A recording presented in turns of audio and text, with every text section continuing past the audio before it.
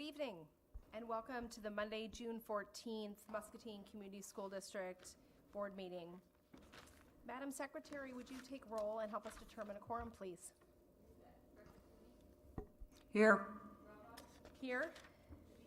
Here. Here. Here. Here. It feels very different to be in this space and to be sitting next to each other and not masked. But I am grateful that we have found ourselves at a time where we can safely do that. So it is good to see all of your facial expressions and to sit next to everyone.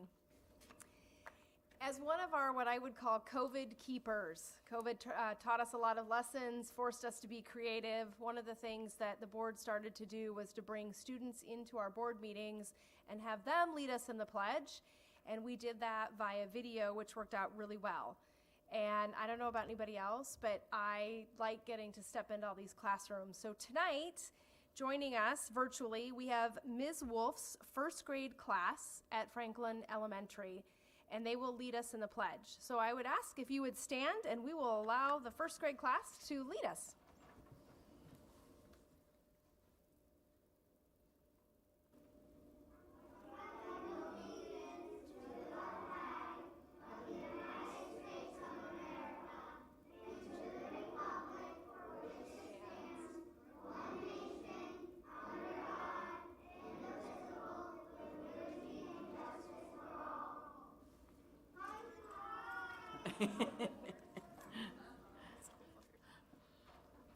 And if you're watching at home, we thank Ms. Wolf's first grade class. You will notice they were still masked because at the time this was recorded, that was a direction of what we were doing. So I hope some of those students and their families are able to watch themselves on screen. We thank them for that. The next item on our agenda is our Citizen Speaks portion of the agenda.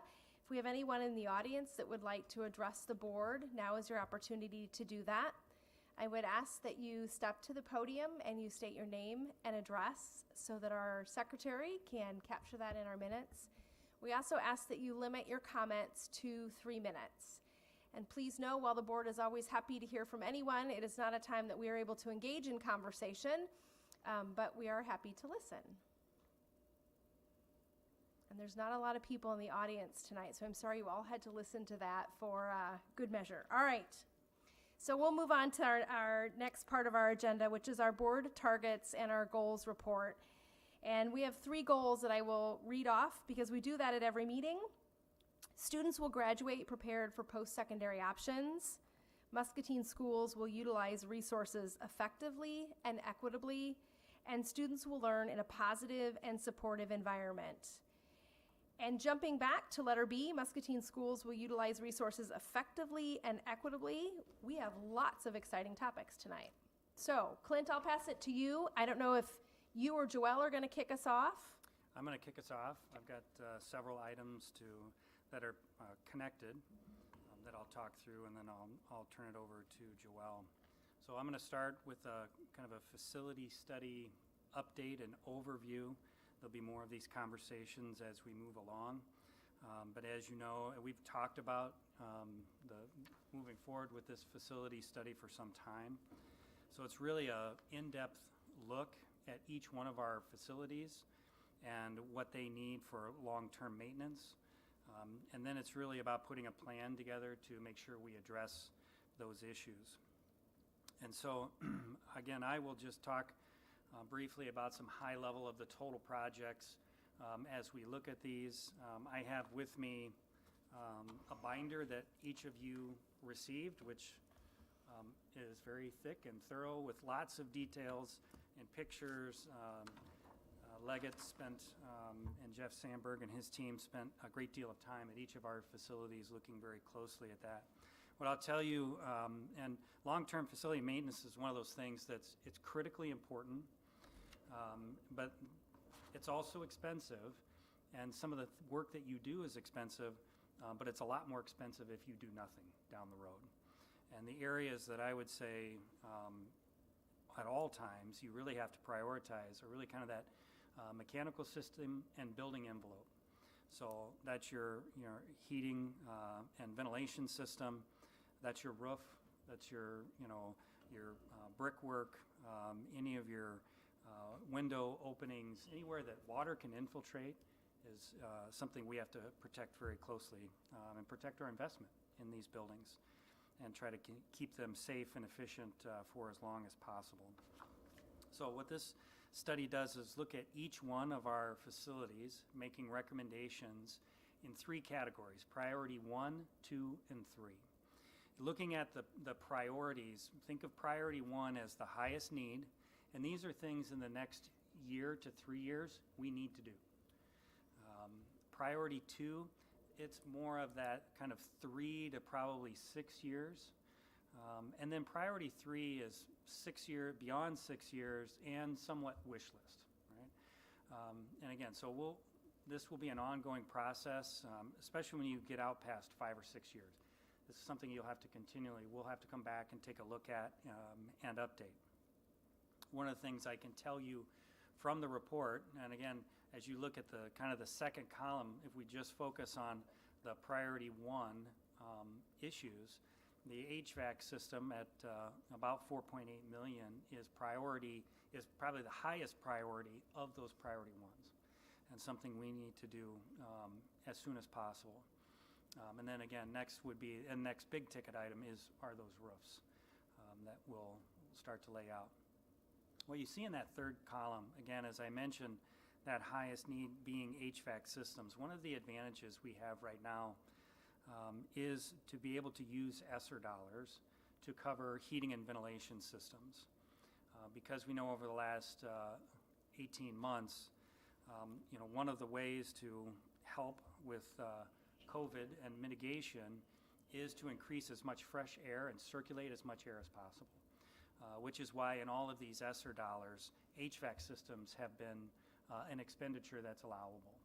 So, one of the things, we look at the total cost of priority 1 and 2 at $16 million. That's a lot to do. That's a big ticket. Those are a lot of big ticket items.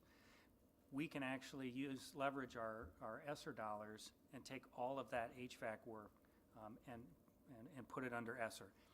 I'll show you some of the ESSER expenditures later. And so what that does is it allows us to offset that with other projects and to move further in our long-term facility maintenance. So when you think about where does funding come from for our facilities, we really have 2 sources. We have our SAVES dollars, which is our sales tax dollars that all of the districts in Iowa have access to, and then also the Pebble funds. And part of that is voter approved. So as we look at those 2 pieces, with SAVES, we receive about $4.9 million each year on that, and about $2.5 million in Pebble funds. So of a total of about 7.3. Of those dollars, we allocate about $1.5 million each year to those small summer projects throughout the district. We also use about $1.5 million in leases, technology purchases, and things like that. So of that, we have about $4.3 million available for these larger projects. And as you know, this district has not bonded for facility projects for many, many, many years. And I can tell you, even coming in through the interview process, the community is very proud of that, of not having debt. So again, by able to kind of shift some of those costs to ESSER and then look at allocating the existing dollars to lay that out, it makes it much more manageable. A next step to this facility study is to bring together a facility committee. Ryan Castle will be kind of chairing that and pulling that group together, which will include district staff, community members, and Denny will also be a part of that. And I've talked with Denny about that. So we'll have at least a board representative on that committee. What they will do, again, is work with our district facility department as well as our architect who did the facility study to start laying all this out over a 10-year period, knowing what our priorities are, and then updating that kind of on an annual basis as to where we're at and where we're headed. This will tie into some other projects here in a minute. So again, that committee will be getting started yet this summer to get this binder of information. And what you have in this binder as well is a summary by building first at the top that kind of breaks down each of those categories. So as we look at HVAC, roofing, site work, masonry, doors, windows, interior finishes, those are kind of the big categories, right? So it'll show you what that looks like by building for priority 1. And then within this manual, it also breaks it down into much finer detail. So in roofing, what section of the high school roof does that include? And it goes into much more granular detail. So that's all included in here. And then as you move through those first summary pages, then we'll look at just the priority 1 HVAC work as a total. So again, as we look at that middle column there with HVAC, 4.78 million, then we'll look at just those HVAC projects by building. So that will be a summary at the top of your binder as well. Okay, and again, the committee will be looking at that. As you look at those pieces, one thing that you will notice as it breaks out by building, there are blanks after Central Middle School, after the district office, and the bus barn or the transportation center. Because part of that conversation is going to be what's the long-term future of those facilities. I can tell you what the long-term future of Central is. It's not going to stay with the district. Continued conversations with community members about some different options for that. But even as you look at those costs, again, the study looked at Central. You've got about $7 million in facility needs that we don't need.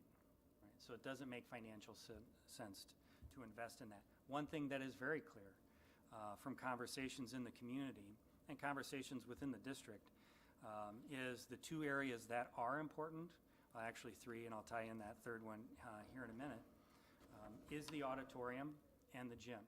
The city uses the gym for a lot of their parks and rec programs, and the auditorium we know is the largest space.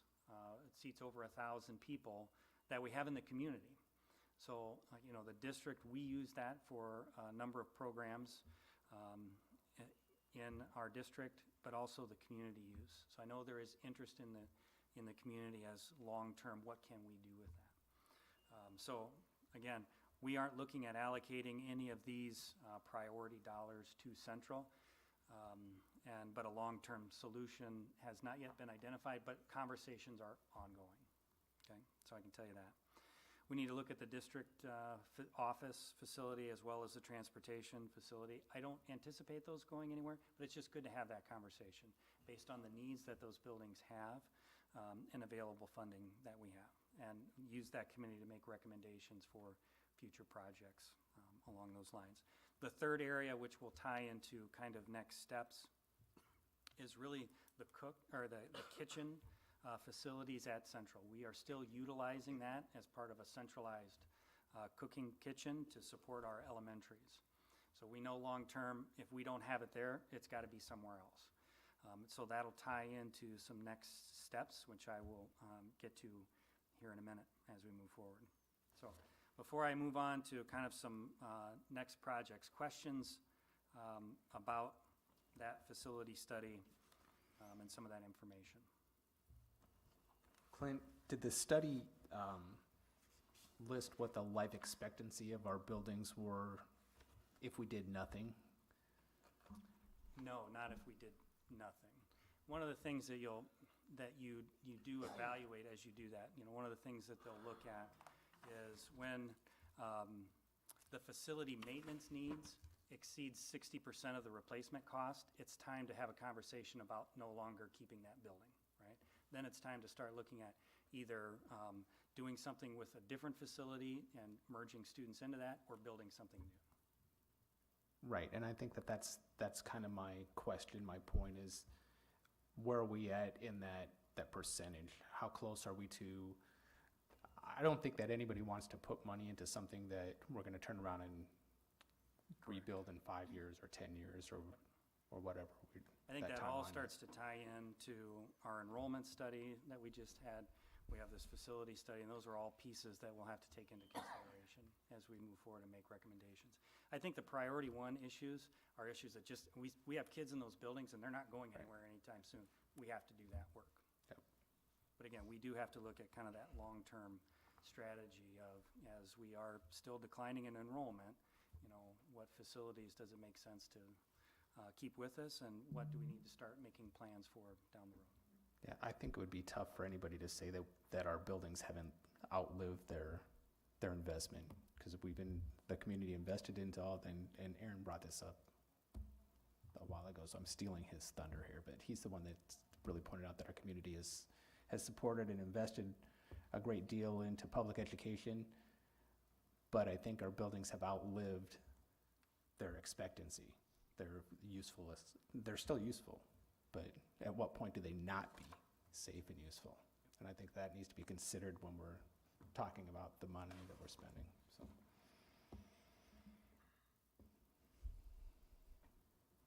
Okay, I will move on to our next topic. So again, by reallocating those dollars, it helps free up dollars to move forward with some additional projects. So we're going to talk a little bit about some renovation work at Muscatine High School, and thinking about this in 3 phases. What you're looking at there in the red area would be our existing cafeteria facilities. The green portion is the existing library, and that blue portion is what is now referred to as the old science wing. So as we look in terms of phases, you know, the one we're going to talk about tonight and will be an action item later on is that blue area, that kind of student center where the existing, that old science wing. So we opened that STEM center. We've moved those classrooms into the new STEM wing for the high school. So we have a kind of an older section of the building that is a lot of temporary walls. And one of the concerns, and talking with the high school as well, as you know, we spent a lot of time trying to develop a student tutoring program. One of the challenges we had, there's nowhere to put those students and the tutors.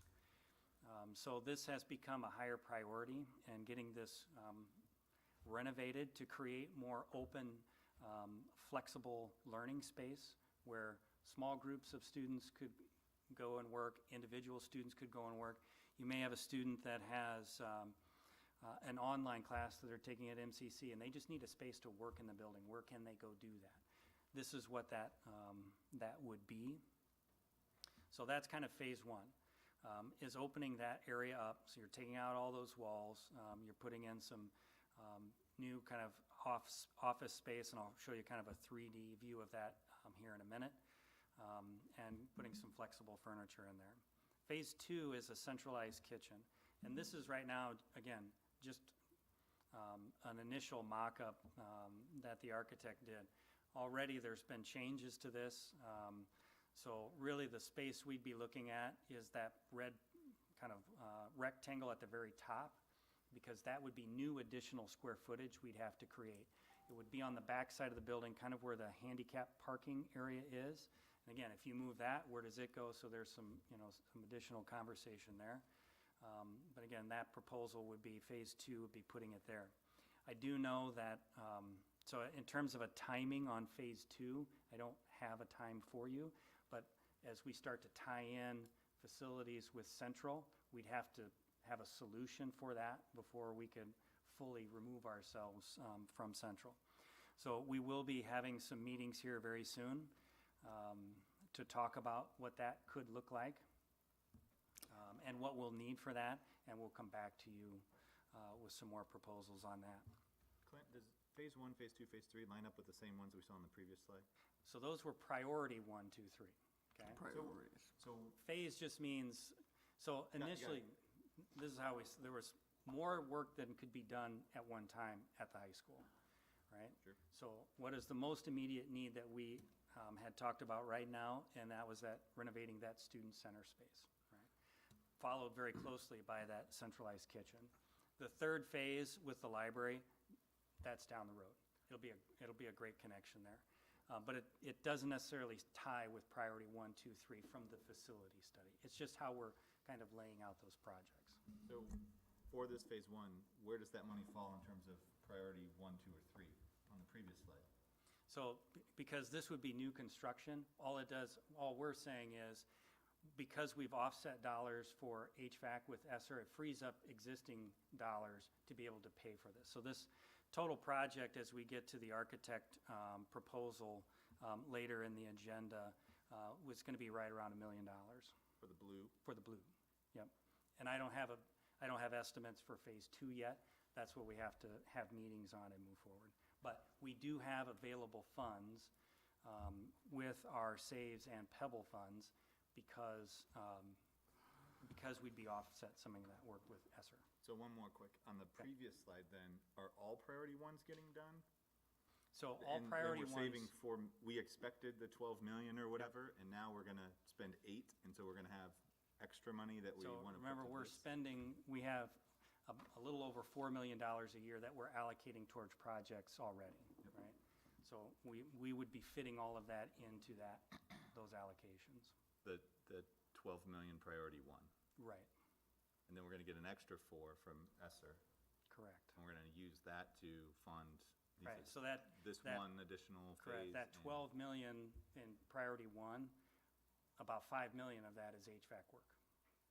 Right, yeah, So yeah, that helps I was doing it reduce 4, the- but yeah, that 4 or 5, yeah. Costs and lay that out. And again, we have to work, and Tom will be working on kind of the cash flow. So we know with those facility dollars, we never want our cash flow to go below $1 million. And again, that's why we have to work with that committee to lay out all these projects and make sure they fit with our cash flow.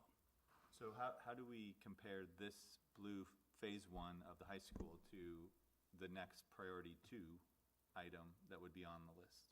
Like Well- how do we know, rather than spend the 4 or 5 million from Sure. ESSER on this, or a portion of it on this, what are we not spending it on that we could or should be spending it on, I guess? That's a good question. But what I will tell you is, because right now, we don't have space in our building, that project, right, not having that renovated space there is a barrier to learning at the high school, because there are programs in place that we don't have space for.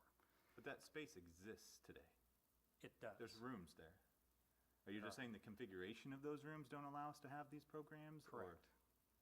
And that We is need more this- open, flexible space, because you don't necessarily want students working in small groups in closed-off areas where you can't see, right? So you open that up, you create more line of sight, create more open, flexible space for kids to come in and work collaboratively, but more like in that kind of library environment. But the library doesn't suit that because we need Well, it's twice already- that much? But it's already being used for a number of things as well, right? So it's not necessarily available space.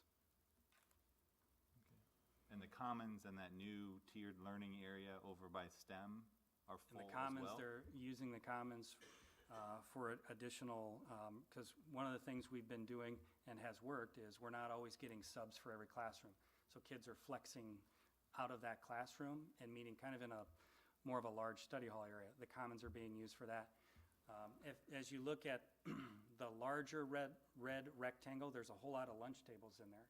Initially, the architect was looking at eliminating the guidance office, right, to create more lunch space. Because their understanding was, how much cafeteria space do we need based on our student enrollment? We'd need that much space. We're also using the commons for students to eat lunch. We'll continue to do that. We don't need that much space. So that, you see what I mean? So we are using the commons, we're using it at lunch, we're using it for study hall space, instructional space. And this is kind of the first time I've heard that we're out of space at the high school, I guess, because originally when we talked about that blue space, it was possibly even to fit the administration building, right? And so what's changed that we're out of space, and for how long will we be out of space? That, because if enrollment's declining, then our space needs should shrink at some point, so. Well, and I wasn't a part of those previous program or conversations about putting the I know on the administration admin- center yeah, I know here. you weren't, I know. That wouldn't be my recommendation. But I will tell you, in talking with Mr. Hoganson this spring, that's what pushed me to move that student center as a higher priority space. Because what I was told is, when we looked at our tutoring program and some of those other student support systems, we didn't have the space to put them in. So here's a space that needs to be created to address that need. we don't have the design of the space. We have the space. It's not the We- right space to Space right fit the there. learning needs that we have. And so what are we talking, how long this would take to, if this goes forward? How long So will it with take the- to do it? Approval tonight, we're still looking at not being able to fully implement or be in that space, probably not till next year, maybe as early as spring break. It would just depend on the timing of everything. But Clint, upon the board approval, you think like you guys are ready to start this project when, like September? So with approval, we'll start those conversations immediately. The other two pieces, I'd still want to bring in some students and staff to work with the architect just on that, before that final design is finished, to get their input on that. The other piece, I had a conversation today with one of our local manufacturers who does classroom furniture, in talking about the opportunity to bring some of our students to them to actually help design some of the furniture that would occupy that space. So there's a lot of things that have to happen, but until we get that approval, we can't fully get that started. So, and as you know, it just takes a lot of time to pull all those pieces together. Is there any possibility we could do phase 1 and phase 2 at the same time, financially? Again, we have to have more conversations about that total cost and then see how that all lays out together. It's possible, but again, we have to look at the priority 1 needs, the total cost of that centralized kitchen, some of the, again, and I don't know all of the details yet. Some of the existing equipment at Central could be relocated to this new space, and again, there's some opportunities there. So total cost, I don't know what that would look like yet. Is it fair to say we cannot close Central down until we do phase 2? We need to have a solution for that, Yeah. yes.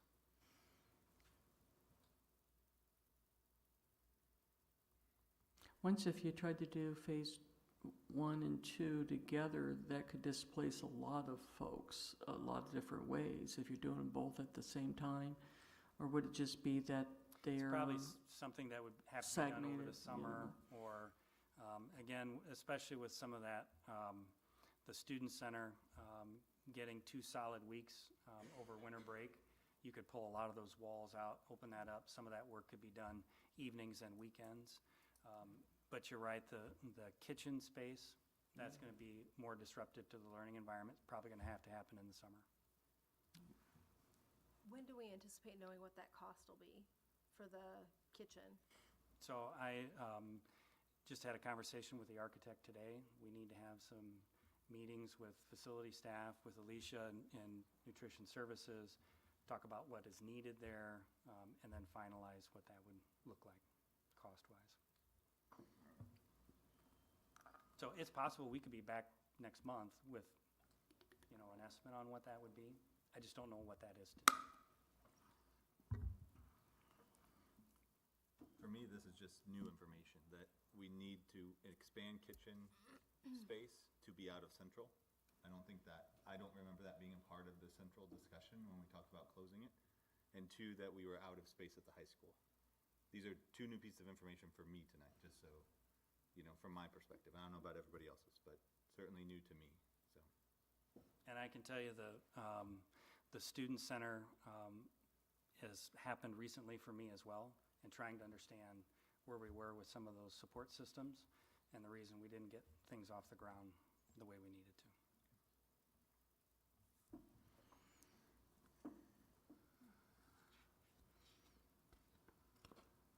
Okay, other questions about that?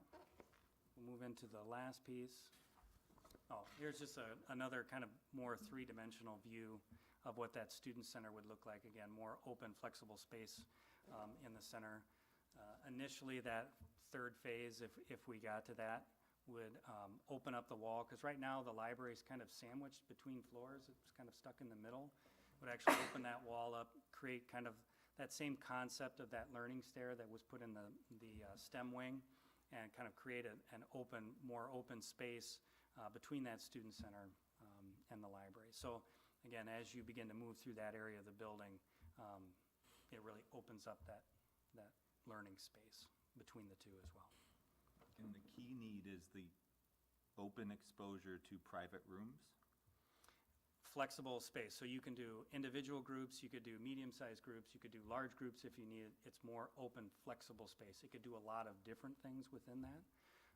So again, by creating, even with having those center kind of cubicle spaces, those are like glass walls.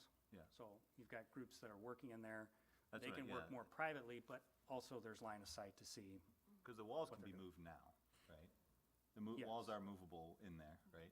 They So you are. really want open space that you can see, but has privacy in terms of sound. And Ryan's saying the walls are movable, but that's. Yeah, They're sort of They're movable. Yeah, you're not There's- pushing them over every day, but.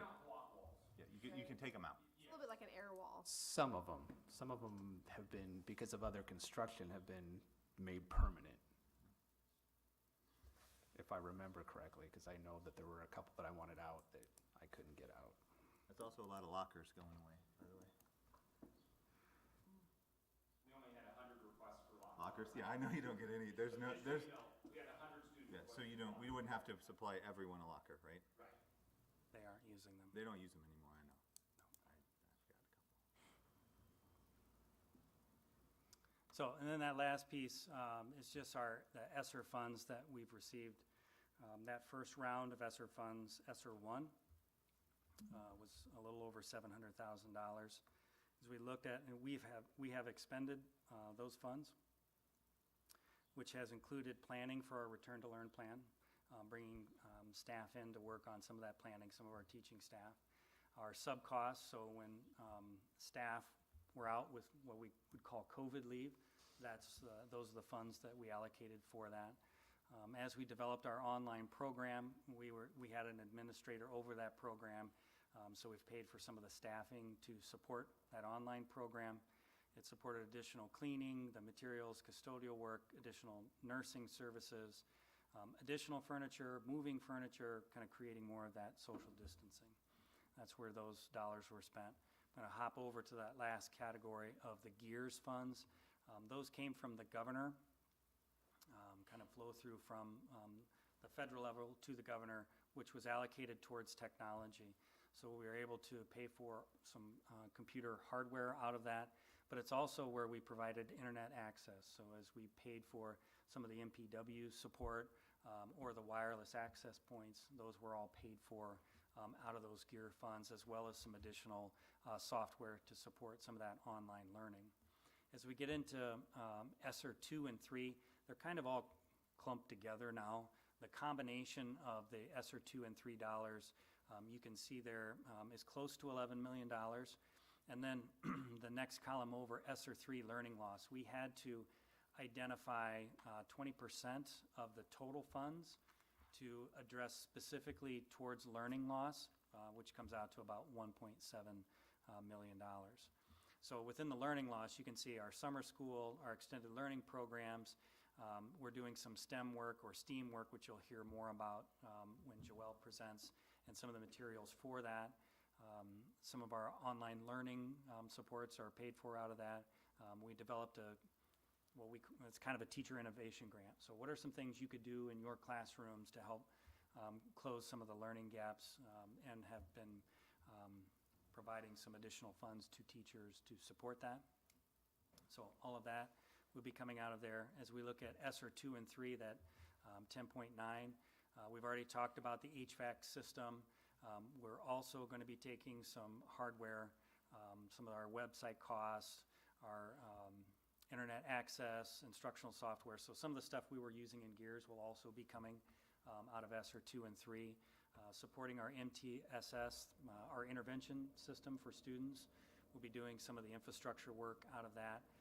As we talked about some of those behavior support positions, we're going to pay for those out of that. They would be positions we'd be doing anyway, but we're just able to offset those costs right now with ESSER funds. We also, and you'll see that position later this evening, a shared position with MCC for a career and college counseling position, where, and again, I'll talk about this a little bit later, they would be on site with us at the high school, working with our juniors and seniors. With seniors, they're working on college applications or program applications, getting them enrolled in our academies, doing FAFSA forms, all of those programs, as well as we move forward with freshman academy programs, we looked at that profile of a graduate that would also include teaching a class to freshmen just on career exploration. So as we start creating those pathways, this would be a position that would help support that. Because it's shared with MCC and the district, it does qualify for some state shared position funding, so we get funding back for that. When you have a counseling position that's shared, what the state allows you to do is count, it's 3 student FTEs that you would get back for that, which is just about $20,000. So as we look at the district's expenditure of about $50,000, which can come out of ESSER, at least for these next 3 years, we'd get about $20,000 back from the state for that position as well. And again, we've had an additional nursing position for several years. Again, we paid for it out of the ESSER 1 funds. We would pay for that out of ESSER 2 and 3. Okay? So we'll continue to update this as we move forward. One thing we also know now is that we'll actually have until the fall of '24. So we actually have 3 years to expend it. So again, as we look at the learning loss dollars, we're able to fund all of summer school this year with that. We'll be able to do it for the next 2 years after that as well. So we will get some a good use. So as we start to lay this out, it's not just one-time expenditure, it'd be over 3 years for some of that as well. Okay? Are we doing like extra things at that summer school, or spending extra on these, or are we just offsetting the current costs? We are or how? offsetting the current costs because we can. So we would be doing some of these things anyway, and that is one of the benefits of the ESSER funds. Typically with federal funds, you can supplement, not supplant, but with these dollars in particular, you can supplant them, meaning you can offset those costs. So that is an advantage that we have. But I will also say, any of these expenditures, we also have to send up to the state for approval. So they have to be approved expenditures. We can't just spend it on whatever. We also have to go through all of the same kind of accounting procedures that we do with any federal dollars that we receive. So there is a lot of oversight on how we spend these dollars as well. I do notice that, being that the HVAC funds are in there, it's kind of an unfortunate situation that we would have to have the ESSER funds to use it, but at the same time, it's good that it's coming now due to the fact that we have that as one of our main priorities in which to do that. So that's how offsetting some of the funds we're looking at, correct? Correct. And we still have, I would say, significant funds available within that ESSER 2 and 3, even including the HVAC system, that we'll have access to over these next 3 years. On the phases 1, 2, and 3, does that mean that's when those dollars are coming into our district, or is it just more how we've spent that? I realize we have a lot of 1s, 2s, and 3s in this presentation, so I apologize for that. So ESSER 1, 2, and 3 is really just how they were allocated from at the federal level when they approved those expenditures from the federal level, kind of when they came to the state and then to districts. So they were 3 separate legislative approvals and allocations. And we expect to spend them all. So in SR 2-3, that 11 million or so, our plan is to spend it all in those total. I know HVAC is 4 or 5, but Yep. we plan to spend all 11 million for those Yes. pieces. And Tom, if you had a crystal ball, there's no, is there any danger in us planning on receiving those funds, making plans to spend them, and then something happen and we not receive them? So for example, the HVAC has to be approved ahead of time. Any purchase of $5,000 or more for equipment, that has to be approved by the DE ahead of time. And anything that's not any staffing, I'm not concerned, and I mean, I would certainly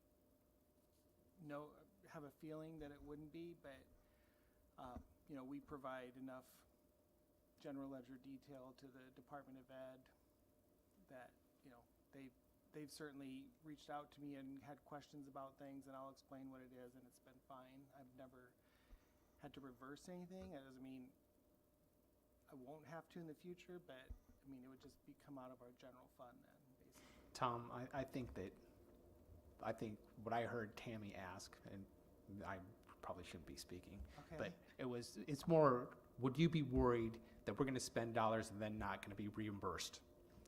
Basically. And that, I get worried and not, that's what I think you were asking, are we, because we have to spend this money ahead of time and then get reimbursed. right, and I mean, not that we And- wouldn't be approved, but that all of a sudden there would be no money. Right, once it's approved, then we should be getting the money. I think Right. that's Well, the. once it's approved by the DE, yes, we'll get the Okay. money. Okay. All of this we would get as long as we're spending it the correct way. Okay, And and and I'm not concerned about the correct way, And I do want your crystal I ball do to tell want- me I nobody's have- running out of money. Yeah, it's fun spending money before we get reimbursement, but Yes, that's okay. just the way it is with federal money. So I'm not concerned. But And our summer school program, we extended this year the Okay, amount of time, so is that we are correct? spending more, budgeting more for K-6 summer school. Because in the past, we budgeted maybe $50,000, but I believe our enrollment is much higher than it has been in the past, so we have more teachers. I know we're providing transportation, so, We're going to be serving about 420 students this summer. And of all summers to do that, that's fabulous. I mean, And that's just elementary students. Versus like, how many last year? I want to say we had less than 200 by the end. I'm trying to think back. and we raised our hourly rate too this year to For help pay. get the So what, 50 versus what, Tom? How much for 50,000. this year? You said 50,000? Well, for yeah, it K-6 was this year. about 200,000 just for K-6 summer school this year. So, and do we offer anything at the high school level? there is money budgeted for 7, 8, and 9, 12. So, yes. And that double enrollment, was that just voluntary? Yes, well, it was kind of, we reached out to certain Yeah. students, and then we opened it up to all students, basically, just because we had a lot of students that would qualify for. It's great. I Summer mean, program. more than double is great. That's Part of the fantastic. rationale for changing the program is you create a day-long program, not a half-day, so that parents don't have to find coverage for the rest of the day. About half of the day is more academic-based, and the rest of the day is more enrichment opportunities. So we're also working with community partners, getting those kids out in the community and experiencing different things. So that adds to the cost, that we're there longer, and that we're doing more activities, but that's what draws the kids in Right. and also keeps them there, so we have good attendance. So when you get more kids in, you have higher attendance, you're going to have a program that has a lot more impact than what we've had in the past. And we're feeding them as well, yes? Correct. Breakfast and lunch? And lunch. Yeah, and that's Busing. free. Oh, and yeah, busing. The meals are free. It's not part of the budget, so, right? And I think an exciting thing about summer school too, and just talking with other districts, they weren't able to even hardly get any teachers, so a lot of districts weren't even able to run a summer school program. And I mean, I feel really fortunate that we were able to get that many teachers to be able to run, a program for that many kids, so. So I think between the junior high, high school, elementary, we'll serve close to 500 students. Fabulous. Can you tell us a little bit more about the teacher grant innovation, or the teacher innovation grants, or maybe some examples of Yeah, Joelle, what do you we've want to done? talk a little bit Yeah. about that? So what we did is we opened up, just let teachers could be innovative, creative, and the goal is to kind of help students with closing that achievement gap, or, the loss of learning that students had. And so really we had teachers come up with, all kinds of ideas. We have some students who will be going all week working through science and technology with a teacher at the junior high, and then they're going to actually travel to the museum in Chicago and spend a day. And so that's super exciting. We have a school that put in for a robot. We are still waiting on the Department of Ed, I think, to approve that piece, where the robot actually goes into the classrooms and it can read to students and do all kinds of different things. We had a lot of teachers put in just trying some different programs that they've researched that they would like to bring in. We have teachers doing podcasts and different TV type commercials working on attendance. So putting some fun things in place in the morning that kids can be a part of to hopefully entice kids to want to come to school before school starts, to do some different kinds of programming. We have some teachers running some tutoring kinds of things after school with groups of kids. I'm trying to think back to all the different ones that came in. There So were quite a few. Some different individual teachers, I think we kind of targeted the grant at a maximum of $2,500 per teacher. However, some teachers pooled, they're like, hey, we want to go in together, or that's where we had the building that went in together and presented a proposal like that. So really what we were trying to say is, okay, what would you do if you had the funds available to do something different to impact kids? Yeah. The high school science departments bring in like live molecules and just all kinds of different things for kids to have hands-on and explore. So yeah, there were a lot of really cool ideas, and we're excited to kind of see how those go. So. Were we able to do grant at each of our buildings then as well? Every school, I'm just trying to think, every teacher could apply no matter what school, what grade. So, I mean, I think we had 29, I can't remember how many we had total come in, but there were some represented from almost every school, a grant.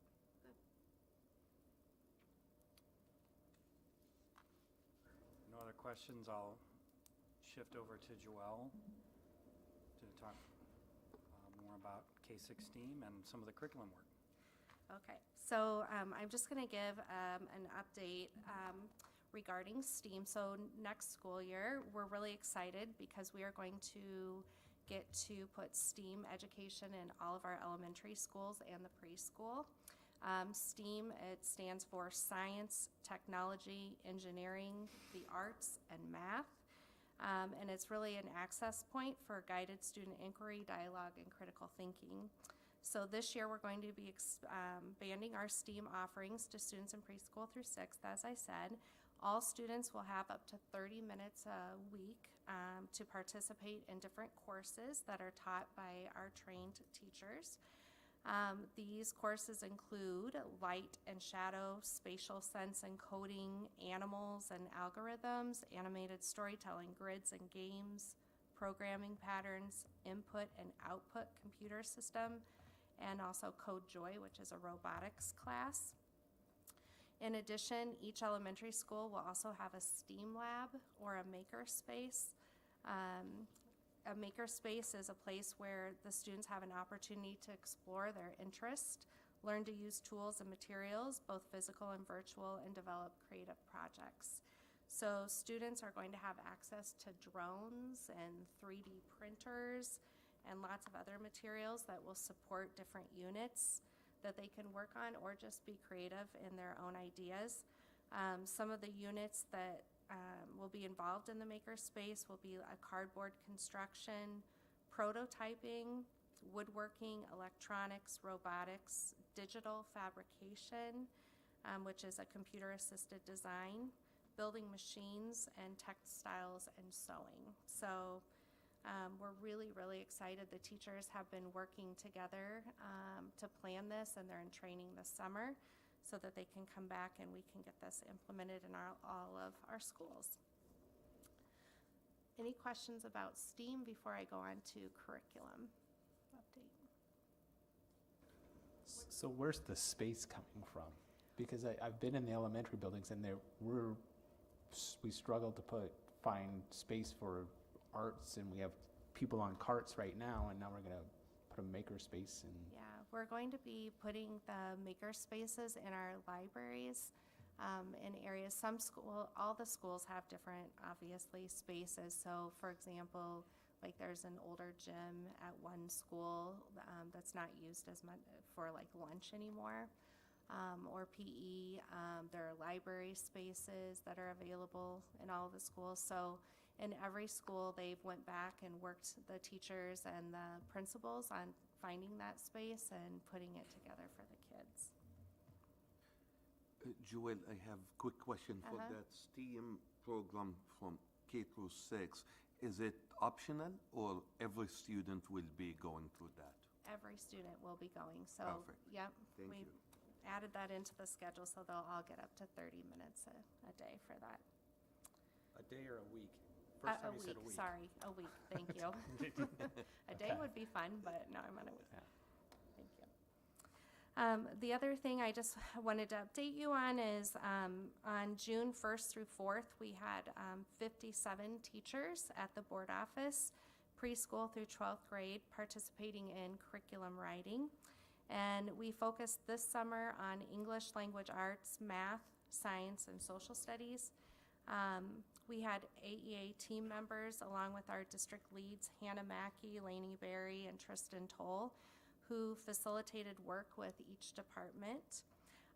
The teachers worked in K-12 teams together in each of those departments, and they started as a whole group and then broke up into elementary and secondary.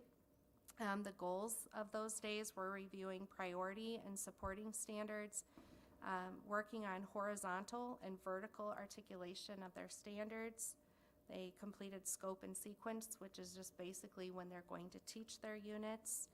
They built unit planning organizers, and then at the secondary level started work, well, actually at elementary and secondary level, started work around proficiency rubrics, which is just a rubric that can be given to students and parents and teachers to help, show what their learning targets are going to be.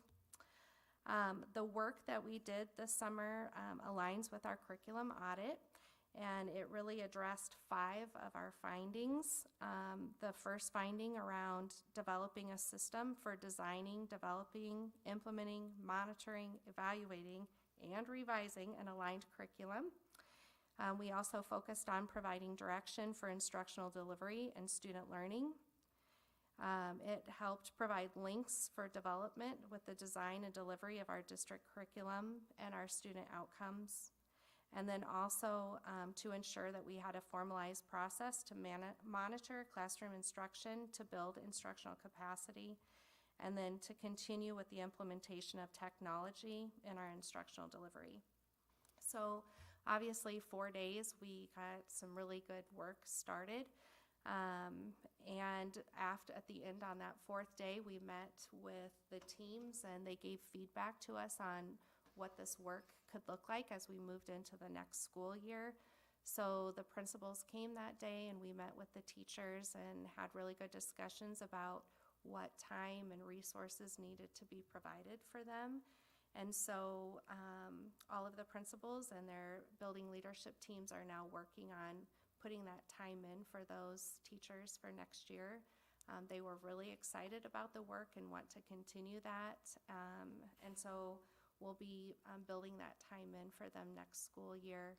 And then the following summer, we'll bring in the next group of teachers to do some further training with them as well. So like other content areas that didn't get to be there this summer. Overall, our feedback from those 4 days were super positive.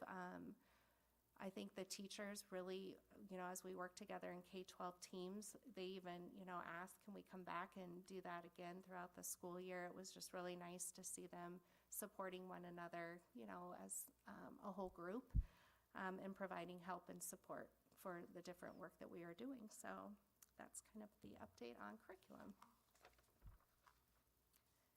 Joel, if I think of the curriculum audit, laid out recommendations, and you just named off a few areas that Yeah. what you did there addressed. Is there a way for us to see like a roadmap of when we expect things to be done throughout those recommendations to be done, and just kind of follow along with that at every you know, a board meeting every I don't know what it is, but Sure, I can kind of do that. just, what did the audit recommend and how are we addressing that? Yeah. And when do we expect to have it addressed and did it get done? You know, Yeah. kind of just a roadmap or whatever. Yep, I can definitely do that. And one of the things in the audit, it talked a lot about, it is a 5 to 6 year process. And so I can provide a timeline on just, you know, the goals each year and how we're going to get to that point. so. Annually, quarterly, what, you know, Sure. whatever makes Yeah, sense. But sure, something to absolutely. see how we're doing. I Yeah, agree. We can maybe tie that into our strategic plan that we've been working on Sure. for updates and where we're at. And Yep. And I'll be meeting with teacher teams all through next year too, so I could even, you know, have them give some feedback and on our work as we go through as well.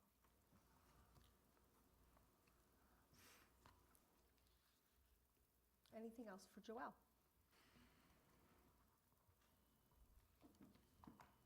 It's a lot of really great content on those two board targets, so thank you for all of that and letting us ask lots of questions. Next on our agenda are action or possible action items. The following items are considered to be routine by the Board of Education and will be enacted by one motion. There will be no separate discussion of these items unless a director so requests, in which event the item will be removed from the consent agenda and considered in its normal sequence from the agenda. Those items are minutes, bills and claims, employment recommendations, special education contracts, the IJAG Memorandum of Agreement, Resource Navigators Contract, Early Childhood Muscatine Agreement, and consent agenda policies. What are the wishes of the board? I'll make the motion to approve the consent agenda, but to pull out the 4 people who presented their resignations late. It'd be Mitchell Hines, Lindsay Jensen, Molly Reedy, and I second that. Zarner.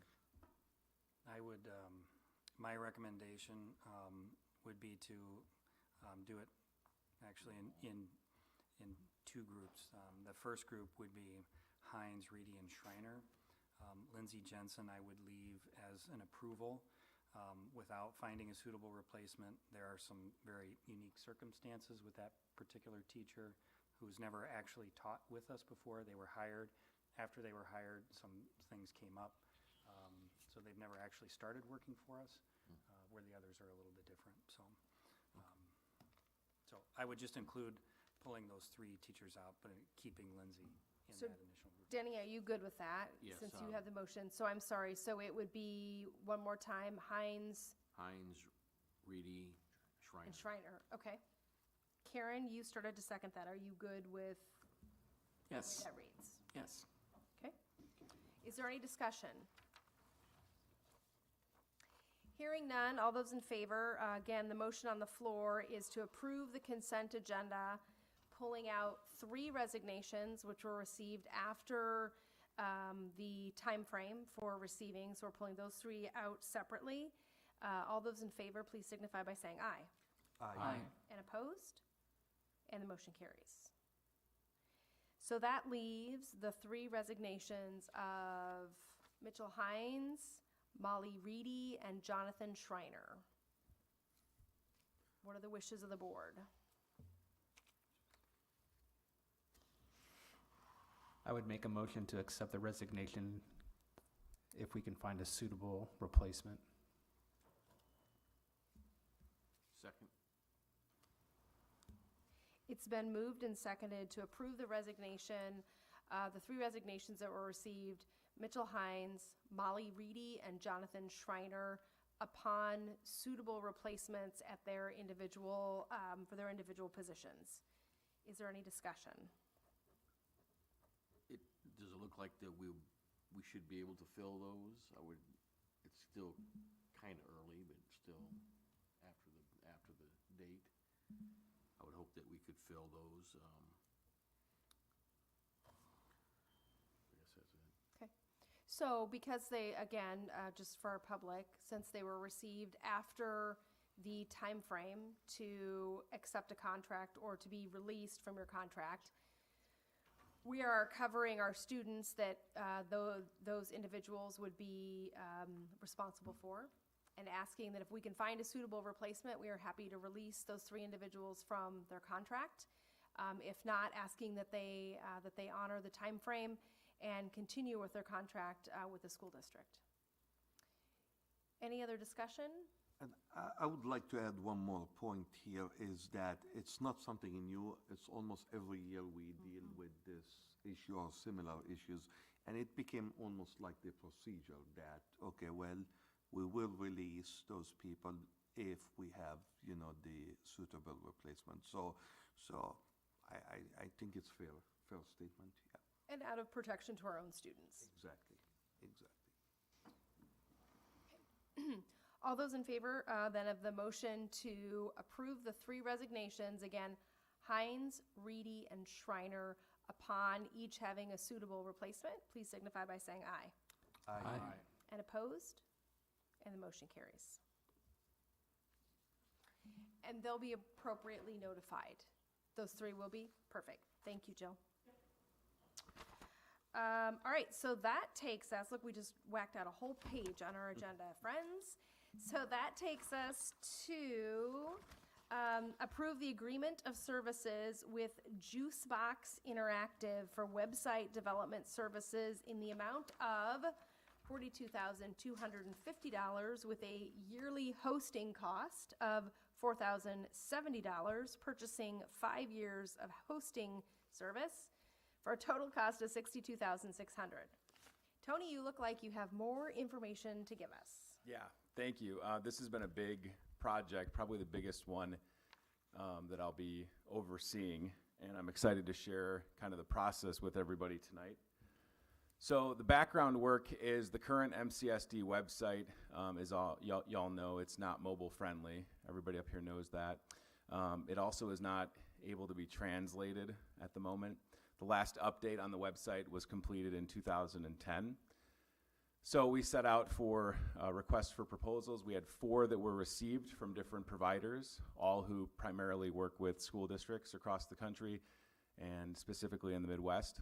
That process was then narrowed down to 2 remaining website providers. And then what I did was I gathered MCSD committee that was comprised of folks like Scott Comstock, some of his IT staff members, teachers, secretaries, principals, basically anybody that would have a lot of back-end usage as far as working with the district, needing to post things, navigate, and then of course, you know, that's fielding questions from people as far as when the community goes to use it. So we sat through 2 kind of final presentations from those companies, and those 2 were Juicebox Interactive and Final Site. And on the screen right there, what you can see is kind of a comparison as we looked at Juicebox versus Final Site, both mobile friendly. Juicebox is built on top of WordPress, which is the back-end support, the way that you log in to post things on the website. That's what we currently use, so our staff would be familiar with that. Final Site has their own CMS or content management system that runs their website that allows for making posts and edits, etc. There would be a little bit more training involved with that since that would be a new program. Juicebox offers custom ADA compliant software to ensure that every part of the website is in full compliance. Final Site ensures that it's ADA compliant, but it's not its own software. They use another third party to ensure that all your websites are ADA compliant, all the pages. Juicebox has a customized staff directory, which I think is very important as people look to reach out to staff members. You know, I'd love to have a picture of every staff member. I know that might not be everybody's favorite thing to get their picture taken, but I think, you know, for our community and for our stakeholders, they want to be able to see what their kids' teachers look like and an easy way to click and send them an email. So Juicebox can do that. It also interfaces really well with our school, which is primarily used by Tom Olsis and the MHS athletics and activities for their scheduling. So that was kind of a big ask from Tom to make sure that whomever we went with, that as far as calendars, that it would interface well with our school. So Juicebox does that, and as you can see, Final Site does that as well, along with the staff directory. And then one of the biggest things, obviously, as Scott and I talked, was just support. When you talk about making an investment like this and a big change, you want to make sure that, you know, if something were to happen, that you have the ability to submit a ticket or make a call, and both Juicebox and Final Site have 24/7 technical support. So then it got into cost, and as Tammy kind of alluded to, this was important. I think the service overall is the big thing, but cost is certainly something that we were very aware of. So Juicebox kind of all laid out there, $42,250 includes the designs and all the add-ons and plugins like Google Translate, their staff directory, events, form creation, so you could process payments for the district for associated fees on the website. A yearly cost of just $4,070, which is your hosting, maintenance, support, and then at the bottom, we were looking at it as kind of a 5-year package coming in at $62,600. Final Site was $19,125, kind of as the upfront template, not as much of a design. Kind of pick the template, plug in your information, and then it would be good to go. We would have a yearly cost of $15,040, which would include that hosting, maintenance, and support. And then as you can see at the bottom, your total is 4 years, 1 through 5, $94,325. So the total savings with Juicebox, $31,725. And just to give you info on Final Site, you'd have that $19,125 that would have been due July 1, along with your first year at $15,040. Are there any questions so far? Tony, since working for the city and worked with many of our programs, as in what you have to pay per year Yeah. just to keep them up and running. On one end, the 4,000 looks, ooh, wow. And then on the other hand, 15. But I'm used to seeing more like about 10,000, as in what it costs to be able to do. So did we also get references and such like that too, so that we know that that's reasonable to say that 4,000, since we're doing such a good job, with that money, that we feel comfortable with that? Absolutely. So with Final Site and Juicebox, I was able to speak with whether it was communications people or people in the administration of districts that have both, right? And the thing that I heard was with some of the larger companies, sometimes they feel like they can charge you a yearly fee of $15,000, and that's kind of what we saw with the two other providers, right? It was that significant amount, and essentially it wasn't doing anything more than what Juicebox is able to provide for the $4,000 amount. So, both of I talked to 2 people that have Juicebox sites and 2 people with Final Site, and the 2 people with Final Site felt like they weren't getting perhaps as much as they were being charged, and the people with Juicebox were very pleased. So that made me feel really good about it. Juicebox, as I'll show you in a minute, works with several Iowa school districts, both large, medium, and small, so that also felt good. And each time that we've dealt with Juicebox, whether it be for the initial presentation or with the committee that we put together, we were being presented to by the owner, which is kind of rare in this. So Juicebox is helmed out of Des Moines, and that wasn't a determination that they're an Iowa company. But when you look at all the services that they have to offer, it's kind of nice to know that you're looking the guy in the eyeballs that's making the decision, and very honest and upfront with everybody that was involved, I would say. So Tony, you said that Final Site had some upfront costs that we would have to pay. Yeah. Does Juicebox not have that? So they do. So that's where so they both kind of have those upfront initial design fees and the add-ons. And Final Site was that $19,125. Again, that would have been due right up front to kind of pick the template. And then that $15,400 would have been due at the same time, essentially. So you're paying for the first year of their service along with that $19,000 to just say, here's the new MCSD website. Juicebox is going to give us a custom design, all the plugins and everything else that we would need, and then not, the yearly cost for year 1 would only be that $4,070. Okay. Tony, Yeah, go ahead, I John. have a quick question. What will happen after year 5? Well, so yeah, that's a good question. So we've talked to Dale with Juicebox and Final Site and everybody else that we had presentations from, and they basically said that, in that year, in years 3 or 4, you would start to talk about looking ahead. I can tell you that with some of the larger companies, if you talk about missing payments or decisions being made, sometimes the websites are locked out. That is not the case with Juicebox, and that would certainly be in the contract that they will be sending us to sign if the board approves this tonight. So that's a great question, though, John. Yeah, we definitely want to make sure that if we're going to invest now, that the site is going to be, here 5 years later, and then we're not going to get locked out or anything like that. And that the yearly cost isn't going to go from 4 to 40,000. Correct. Yeah, so that's a good point. So Aaron, that price will not change for those 5 years. We'll be beyond locked that, in. does it Beyond that, I can't speak to that. I can get that answered, but for those 1 through 5 years, that would not go up. And there wasn't really anything magic about 5 years, but one of the things that I asked Tony to do is do that total cost over 5 years, because every proposal is a little bit different, and it's hard to like compare apples and apples. So when you do that total cost, you kind of flatten out that higher upfront cost versus the ongoing maintenance cost. So again, you're looking at that. So that's where we kind of came up with the 5 years. And there wasn't necessarily a magic number. We also don't want to be changing websites every couple of years. Like, you want a consistent system that people get comfortable with. So I'd get a feel for what the hosting cost would be post the 5-year Absolutely. commitment, and have some cap on it or something that allows them to raise it, but not, 10x or whatever. And also find out who owns the code and everything after 5 years. So if you Sure. need to bring the support of that website in-house, you're able to do that, or whatever you might want to do, so. And I do know that we've been hosting our current website, and this would, Juicebox would host it for us, but in all the conversations that we've had, and Scott's been on a couple of them, the indication was, we didn't have to have them host it. We felt like it would make more sense just to ensure, and to take it off of our system. But I think, yes, absolutely. I mean, in case there's an issue Right, or yeah, something, absolutely. and we need to bring it, take it back. you know, we want to keep the site up and Yes. running, but not participate with Juicebox. You want to be able to own all that content and everything. Absolutely. A question comes, you might have answered this before, but how long has each of these companies been in business? So in other words, we know that come down the road that Juicebox is going to be around, or, Yeah, I think Juicebox is at least 10 years. Final Site certainly has been around that long. Blackboard was another one that we were presented by that's a longstanding, that works with a lot of school districts. And then Edleo was the last one.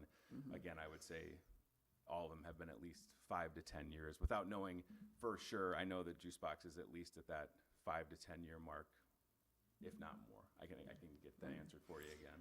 as is, usually would it not mean that they fold, they may end up selling it to somebody else, so that they would have to still have our contract, as it is, so, Absolutely. thank you. You're welcome. Thank you. So what's next? So hopefully we'll get the vote in a moment. And then I have contacted some parent stakeholders in the community to form, again, some committees to have some meetings to get input as far as what they feel is important to have on the website. Staff feedback also is going to be important, input on what staff believe that we should have on the website. The next steps would then be continuing to work with Juicebox with the discovery and planning conversations, both via Zoom, and they've offered to come down to the district to get a sense, to meet with folks like yourself if you wanted to be a part of it, with our admin team, and then they even offered to do an evening session with community stakeholders. After that, you would be talking about starting the actual website design, along with migrating content over, creating new content, and then the hopeful launch for muscatineschools.org, which is a domain that we have and that I would really like to use, would be in early September. And then just to give you a couple examples, and for the folks at home, when you talk about Juicebox and why I'm strongly recommending them, some districts that they work with in Iowa: Waukee, Ankeny, Johnston, and then Southeast Polk, just to name a few. And you can see on the screen, that's what Waukee's website looks like from a mobile browser, from an iPhone. Ankeny, same thing, and then kind of a desktop look at Southeast Polk, and then Johnston is in the lower right-hand corner. So very visually appealing, easy to navigate. I think as we talk about things like, for our own families and parents to be able to get online to find things that they need, this is long overdue. For staff, same things, but then as, we're talking tonight about contracts and hiring folks, we have to be able to have our jobs easily found for people that are trying to come to the district to work. And that's a huge function of this website that I'm going to be happy to be able to continue to work with Jill and her team about ensuring that when somebody lands on the page, whatever brings them there is easy to find, so that they're not having a high bounce rate or leaving quickly. So the recommendation would be to approve the contract with Juicebox to get that redesign rolling, and I'm happy to answer any additional questions that you may have. This is more of a question that has to do with, okay, when you indicated earlier that 2010 was like the last time it had been updated, so are we paying anybody per year to manage anything on there? No, I don't think so. So basically, when we're saying we're putting this is new, in a manner of speaking, new monies that we're looking to budget out on there then for the yearly amounts. Yes, along with accessing some of those ESSER dollars to kind of offset the cost. But yeah, so the 2010 was the last design, and that was essentially just kind of that current homepage. And since then, obviously, it's been maintained, but it hasn't come into the 21st century, so to speak. Which is basically how come we end up where we're at now, because of not having good interaction with someone to help us with that. Well, and yes, and it's tough with districts, area surrounding districts that have better looking websites than we do. It's like I said, it's long overdue, and I'm very happy to have this be a large project that I'm continuing to work on and hope to bring home in early September. I think just for the mobile friendly, aspect and the translation services, that the price itself probably isn't that bad, from what I've seen. And the 5 years of additional hosting is fine. I would make sure that it's a site that we could maintain for another 5 years if we needed to. So I assume you mentioned WordPress. It's going to be built on top of WordPress, which we're very familiar with, and we could manage ourselves. Yes. So I think that's important. But from a cost perspective, for what you're going to receive, it doesn't seem that bad. And Aaron, I would add in ADA compliance in that list too. I mean, That translation, ADA, all that. It's a huge Those are issue expensive. that- Those are Yep. expensive things to manage, and Agreed. using third-party tools that incorporate that, like WordPress and others, is nice. But having someone to bring it together and then sort of having it so we can manage it ourselves later is a good opportunity. Which brings me kind of to a question. One of the things that we had found on a program that we had, then there's always the possibility of add-ons. Sure. And then you're paying X amount more because of something more that you want to be able to be done that's not underneath that contract. Is that something that we should have built into our needs? Yeah, so I'll say that as far as like all the add-ons that were available or offered by Juicebox, we decided to take them currently, right? So that we wouldn't have to worry about this a year from now where there was an add-on that maybe we didn't know if we needed and we said no, and we didn't include it, and then we'd have to come back, kind of hat in hand and explain why. So I think we're checking a lot of boxes, Karen. I think there's maybe, and don't quote me on this, there's at least like 10 to 12 add-ons or plugins that are going to come with this new site. But certainly as things roll out technology-wise, if there was something worthwhile that we felt like we needed that they brought to our attention, we would, gather together and discuss it. But as far as, if I could flip the switch tomorrow and have the brand new website, given what we know in the presentation and the contract, I think we would be future-proof, certainly for the next 5 years as far as, I mean, I know things change quickly in tech. We maybe need like a TikTok feed, I don't know, but yeah. Whatever the next TikTok is, we'll make That's sure we can because I incorporate take from that. what Aaron had said, because then when you mention about, and then due to technology, because that's in the end what some of that add-on ended up having to be, so to make sure the things that technology had changed so much, what we had to take and do. And so when we're looking at budgetary means for, especially after that 5 years, that's why I want to make sure we have that in it Definitely, too. and I think it's very reasonable. I would say, in the last 11 years, I don't know if there's been things that we've been approached on adding to the site, but it doesn't look like we took up any of those offers. So, but to your point, yes, tech changes quickly, and I trust that the Juicebox team and Dale, the owner, would say, hey, this is why it's important, and it would be, it would be vetted before it arrived Right. on your desk, right? So it's a great point. Thank though. you. Thank you. I just pulled up their website just to look at some of their individuals, and fun fact is one of their senior designers has a Muscatine tie. So when y'all talk to Maggie next time, tell her we have high Wednesday. hopes. Yeah. Tell her we have high hopes. I'll make a motion to approve. Second.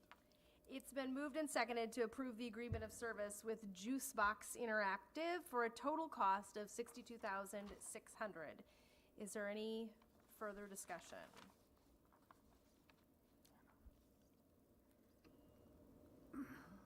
Hearing none, all those in favor, please signify by saying aye. Aye. And opposed? And the motion carries. Thank you.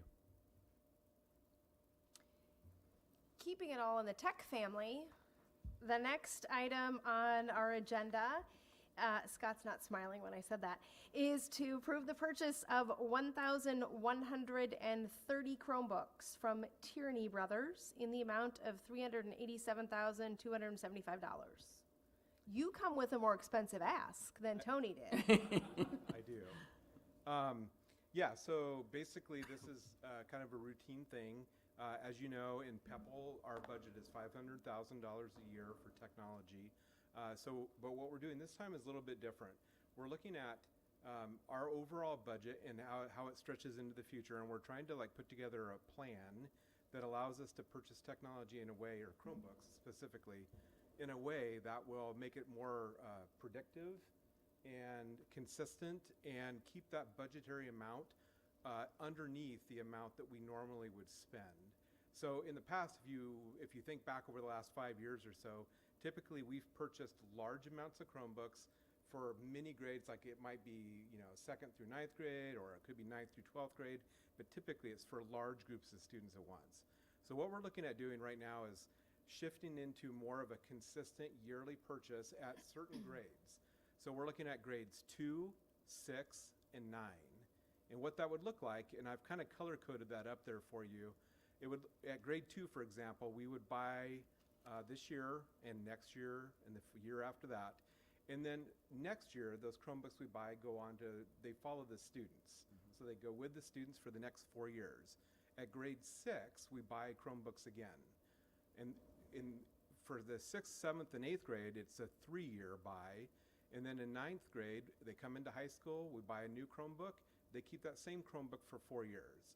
So at the end of their senior year, we're taking those 4-year-old Chromebooks, or at the end of the 5th year, we're taking those 4-year-old Chromebooks, and we're either selling them like we have done to recoup some of the investment in the devices, or we're using them strategically where we need them, whatever. We have a lot of flexibility. But what this does is it's a smaller amount every year, and we're keeping that every year cost so that we can sustain the program into the future.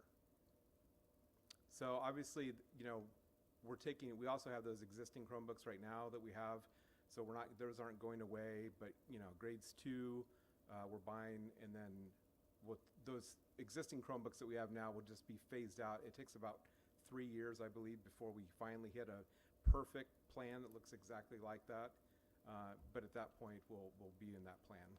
With K1, you see that I have some years marked in there, so first grade, the 22-23 school year, kindergarten 23-24 school year. That's because currently they're using iPads, so we're anticipating that perhaps next year we'll add in Chromebooks, but rather than having those follow the students, those will probably stay in those classrooms. So, and then they'll use those in those classrooms for 4 years. It just makes more sense. It also leaves us a little bit more flexibility on the type of device that we put in there. Yeah, so basically at this point we sent out for our quotes, request for quotes. We got 3 bids back. Those are listed here as well in your board packet. So Dell came in at $398,799. Journey Ed came in at $506,125.21. And Tierney Brothers came in at $387,275. And we're recommending that we purchase the 1,130 Chromebooks from Tierney in the amount of $387,275. Any questions? So are you saying that, because you mentioned about the funds for this year is that 387, is that coming from those? Well, so our budget is $500,000. We Okay. could spend that out of PEPL, but we also have the flexibility right now to spend it out of the ESSER money. So for the next couple of years, we can spend it out of ESSER monies and not not tax that $500,000. Tax is not the right word. Not encumber that $500,000 budget we have. Well, if there's no questions, I would like to make the motion for the purchase of 1,130 Chromebooks from Tierney Brothers in the amount of $387,275. I'll second. Been moved and seconded to approve the purchase of the 1,130 Chromebooks from Tierney Brothers in the amount of $387,275. Is there any further discussion? Scott, just one. So we're gonna get Dell 3100s, 11-inch. They're all gonna have this, all of them were bid the same way, right? They all had the 4-year accidental damage, white glove service. They do. Okay. yeah. But it was obvious from one of the bids that they're not a company that has responded to us before, and so their cost on the warranty was way out of the normal. I just want to make sure we're comparing apples to apples. Yep. Any other points of discussion? Hearing none, all those in favor, please signify by saying aye. Aye. And opposed? And the motion carries. Thank you. Thanks, Scott. Next on our agenda is to approve the architectural services agreement with Leggett Architects. This is for the proposed MHS Student Center project in the amount of $80,750. Clint, do you have anything additional you want to tell us about that item? No, I think we, spent some time on that earlier, and again, this is just the agreement with Leggett that gets us moving forward on that project.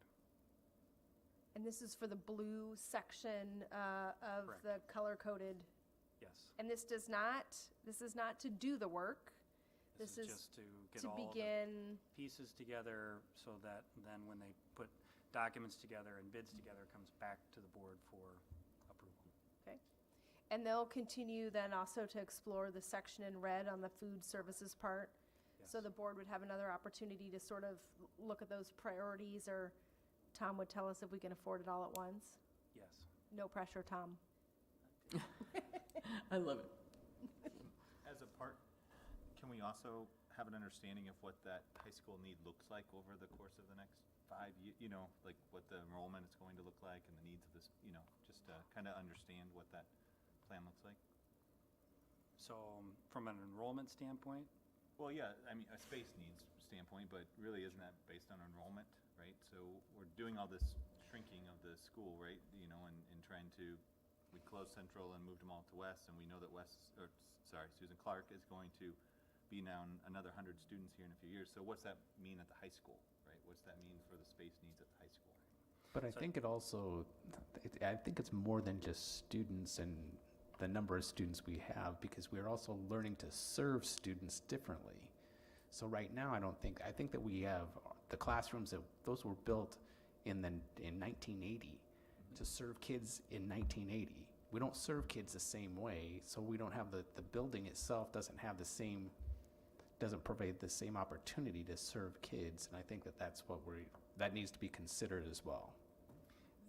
as you get into the facility study, another priority 3, not phase 3, priority 3, that you'll notice in some of the details is looking at the second floor of the high school. All of those classes are the same, right?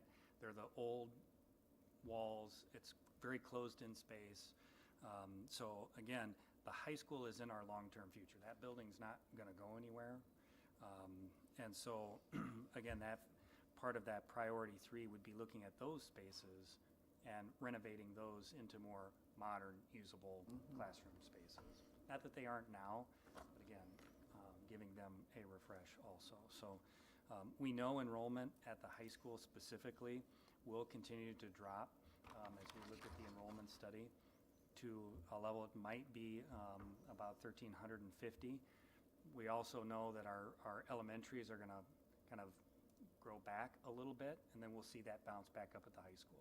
So we're going to stay in that kind of 1,400 student range that we're in now. But again, we can certainly have the high school come back and share some of those needs with you in the future as well. Yeah, for me, it's just understanding what, we didn't have this in the plan when we just did the STEM wing, right? And so there was no mention of what this need was going to be when we did that big, so how does it all fit? Or is it going to change again then?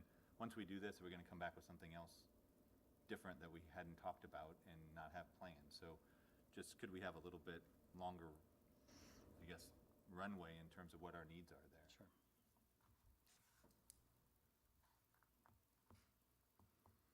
I think part of what I'm hearing is no matter, in a manner speaking, how many kids that we have to make a priority from the standpoint of our building, as in what we can do with that building to make it workable for the amount of students that we have, whether it's 1,000 or 1,400 kids or whatever, style of thing.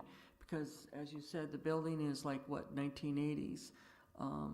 So it's going to continue to need a capital improvement areas on it. So it's good to keep an eye on it, though, from the standpoint of, keeping a good even balance of where we're at. It's actually 1974. Who's counting? I was. And it's had two extensions, it has the new STEM Right. wing, so it Right. has had significant updates. Right, but the reason that we did this science wing was because we looked at the way that we were providing science before in 1974, and we realized that that's not a really good way to provide science when you have no science tables, or you have very limited lab space, and now you have a state-of-the-art. Our kids are going to be able to compete with anybody in the world and get science, and hopefully they'll boost the thing so that I have a nephew. I have people I know that have gone to college that are now doctors, but they've had to remediate science, and these are bright kids. We were behind, and we don't want to ever be behind with our kids. We want to provide them the opportunities to be successful in the best environment possible, and I think that that's why we do building modifications. It's not just numbers. And I know, Aaron, I know you know that. I'm not trying to. Yeah, no, Your questions are spot on, too. That's We what I have appreciate several about you. New additions, and, this is a new, Oh, okay. What are the wishes of the board on this item? I would make a motion to approve the architectural service agreement with Leggett Architects for the proposed MHS Student Center project for the amount of $80,750. Second. It's been moved and seconded to approve the architectural services agreement with Leggett Architects. The total cost is $80,750, and again, that is for that is not for the work to be done. That is for the architectural services to begin. Any further discussion? Hearing none, all those in favor, please signify by saying aye. Aye. And those opposed? Motion carries. That takes us to our next item, which is to approve the agreement with Eastern Iowa Community College, which is Muscatine Community College, for shared services of a college and career counselor for the 2021-22 academic year. Total package not to exceed $50,000, and that is MCSD's, that is our shared cost. Clint, I think you outlined this in your, I don't remember if it Yep, was again, the this, E1, 2, or 3. Yeah, so this is something that MCC approached us. They have similar agreements. There's a similar shared position West Liberty has with Wilton and MCC to do this work. So they approached us about that, as well as potentially another district, and meeting with some of our counseling staff and high school administration. The question was asked, do we have enough for this person to do just with us and MCC? And the answer is yes. As they look at teaching some of the senior level courses and freshman courses, there would be enough to do. So right now, that sharing agreement is just with us and MCC. Again, our cost would be not to exceed $50,000. We would also get some cost sharing reimbursement from the state on that. Right now, it's identified at 3 FTE. This would also be a yearly MOU that we would have to go back and continue to agree to. Huge benefits to both, to be able to do a shared position, though, and I think offer that to our community, and then having someone that's got a foot in both places, so to speak, makes that connection even easier. I appreciate our continued work with the community college. What are the wishes of the board on this item? This can't be extended for more than a year. It just has to be renewed every year. with them. Right, Yes. but we can't initially say we'd rather this be a 3-year commitment. I'm just thinking if I'm a counselor and I don't know from year to year, I've watched this position come and go. And it's tough that you lose good people. So I'm just asking the question. Right now, it would be The similar answer is to no. other agreements we have and that other districts have with MCC for 1 year. I Okay. would agree it's something that we would continue, I would want to continue to prioritize Right. this over several years.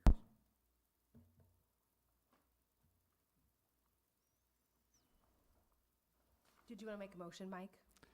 I would make a motion to approve the agreement with Eastern Iowa Community College and Muscatine Community College for the shared services of college and career counselor for the 2021-22 academic year for a package not to exceed $50,000.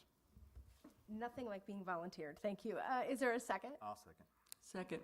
Beautiful. It's been moved and seconded multiple times to approve the agreement with Eastern Iowa Community College, and that is for a shared career, college and career services counselor, and it's not to exceed a package of more than $50,000. Is there any further discussion? All those in favor, please signify by saying aye. Aye. And opposed? And motion carries. The next item on your agenda is to approve your 2021 IASB legislative priorities. So the Iowa Association of School Boards reaches out to each of their members and asks, what would you like, what are your directives to give the association to focus on for you in the coming year? Obviously, I don't know that the past year has been extremely challenging, and I think directives that were at one point in time put in place quickly changed as we all became a very reactive educational market. So the list is never short of choices that you have. I wish you could pick 12, but they really ask you to pick 3, 4? 4. Oh, we had to pick 4. That's one more than I thought, so there you go. And Clint, I think you originally gave some direction on what you would recommend to the board, and if you want to share those, and then the board can have some conversation about that. So, and I think in many ways, it is similar to what we approved last year and sent to IASB with supplemental state aid, mental health, and early literacy. The piece I added in, my recommendation would be the component on local control, based on how some of the decisions were handed out over the last year. And again, they're all good priorities, but having to narrow it down to 4, that would be my recommendation with the early literacy, mental health, supplemental state aid, and local control. And as you mentioned, Clint, I really like that number 3 one, that local control, or adding that point to our list. That is well needed at this point, I think. I captured 3, and I am sorry. You said the early literacy, local control, the mental health, and the 4th was? Supplemental aid. Thank you. How can you forget? Sorry. Sorry. It's okay. What are the wishes of the board? You have the list to look through. You've heard, and by the way, whatever you submit does not mean that that's what is chosen. As the membership comes together, and you will all need to appoint someone to attend conference to vote on your behalf. You'll find out what the overall membership in the state of Iowa wants, but this is your chance to put your 4 in the hat or in the ring. I'll make the motion to approve the 4 2021 legislative priorities that Clint had chosen. Okay. I second that. It's been moved and seconded then to submit your 2021 ISB legislative priorities for the early literacy, the local control, mental health, and supplemental aid. Is there any additional discussion? My question would be, is this information that I have here, is that also available to the public in a format somewhere? Through the board book that would be It's attached to available. the agenda. Okay. so Yeah, anyone for can- them to look at. Okay. Good question. Any other questions? Madam Secretary, since I find myself in a unique position of being a staff member at the Iowa Association of School Boards now, I will be abstaining from the vote, just so that there is no question about my own personal interests. But you will all need to establish someone to attend conference and vote on your behalf. Because I don't get to go and vote and work at the same time. So somebody needs to make sure you save some time in November. All right, all those in favor, please signify by saying aye. Aye. And opposed? And you have one abstain. The motion carries. Thank you.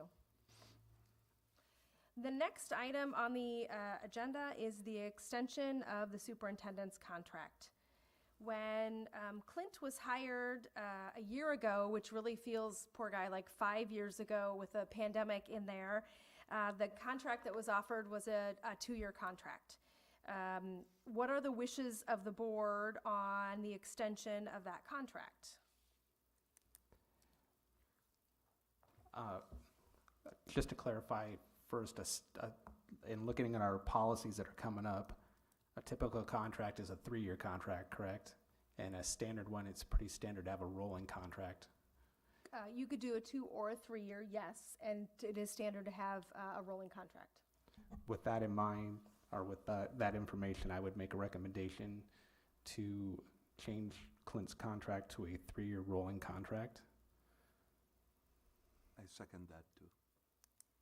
It's been moved and seconded then to, so to clarify, in the 2-year contract, Clint currently has a year left because it has been a year. So we will replace that with a 3-year rolling contract is the motion that's on the floor currently. Is there any discussion? We are grateful that you chose to come to Muscatine. Little did you know the work that would be ahead of you no matter where you landed. But we're grateful that we made our way through the process and were able to make all the connections prior to COVID stopping us from doing some live interviewing or our community interviewing that we did, and we're glad you're here. So I hope you feel in this motion that the board is very much in support of the work that's been done. It's been great to be here, and I'm very appreciative of that. And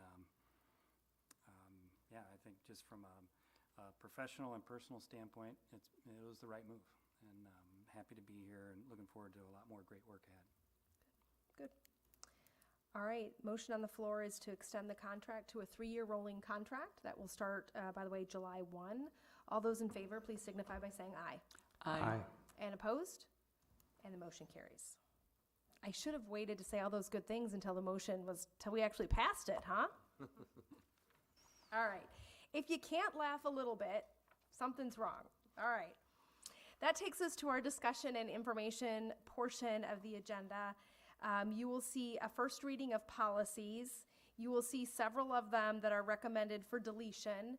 That does not mean that we don't feel that they're important. Again, the Iowa Association of School Boards works with our board secretary and other board secretaries across the state to, one, let us know when there are changes in the law, that we have to make changes to a policy, and then as well as looking for, do we have duplication? Do we have something that's no longer applicable? Lisa put together a great spreadsheet this week when she sent everything out to kind of guide on those as well. So if you have specific questions on those, or feedback, please submit that to Lisa. Did the board want to talk about 301.4 and ask any specific questions, or are we good on that for right now? I think I'd like to have clarification on because it talks about a probationary, it's not only 301.4, it's also the same thing in 302.5. The administrative contract talks about the same thing about a probationary contract being 3 years with the opportunity to have a 4th probationary year. I don't know what probationary means or what the advantage or disadvantage of having a probationary contract. So if we can get some clarification with that, I'd appreciate it.